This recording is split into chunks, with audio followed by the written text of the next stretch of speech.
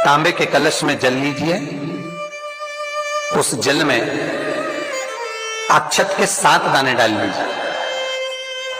ये जो 7 दाने अक्षत के आप डालेंगे, जो बच्चा पढ़ने में कमजोर हो, विद्या में कमजोर हो, या बुद्धि या विवेक से कमजोर हो,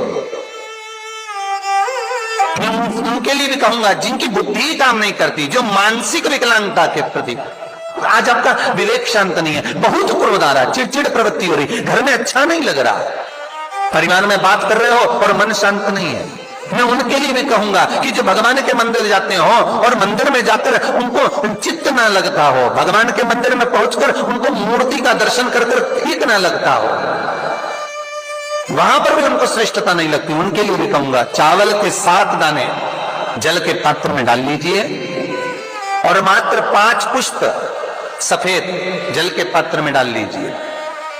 दुर्वा के 3 बट, एक लंबी सी जो दुर्वा होती है, दुर्वा में 3 गांठ पड़े, लंबी डंडी होगी तो 3 गांठ अपने आप आ जाएगी, 3 बट वाली दुर्वा उस जल के अंदर डाल लीजिए और शंकर के मंदिर में जाकर उस जल को समर्पित कर दीजिए। जल समर्पित करना है, ये वाला जो जल चढ़ाएंगे आप शंकर को, जैसे शिवलिंग सामने है और जल का पात्र अपने हाथ में है, तो उल्टा जल चढ़ाएंगे, ऐसे आपकी ओर मुख करा हुआ कलश भगवान शिवलिंग पर आप चढ़ाएंगे, उल्टा के बाद इस तरह। मात्र 15 से 20 मिनट में जिसकी चित्त वृत्ति रमती नहीं हो, शांत नहीं हो रही हो, बुद्धि चित्त ना लग रहा हो, 15 से 20 मिनट में अंतर आ जाए। जिसके घर में अशांति का माहौल है और वो घर में रहकर डिस्टर्ब है, मतलब कि वो घर में परेशान रहता है, चिंता करता रहता है, कुछ न कुछ दिमाग में चलता है और इसके साथ बहुत ज़्यादा चिड़चिड़ापन करता है, बेमतलब गुस्सा करता है, इसके साथ उसका जो विवेक है वो रमता नहीं है।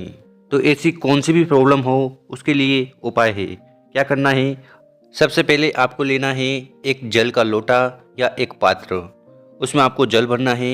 इसके साथ आपको 7 अक्षत के दाने, चावल के दाने उसमें डालने हैं, 5 सफ़ेद फूल उसमें डालने हैं और 3 दुर्वा की वट उसमें डालनी है। ध्यान रहे कि जो दुर्वा आप लो उसमें 3 गांठ लग जाए, ऐसी दुर्वा आपको लेनी है।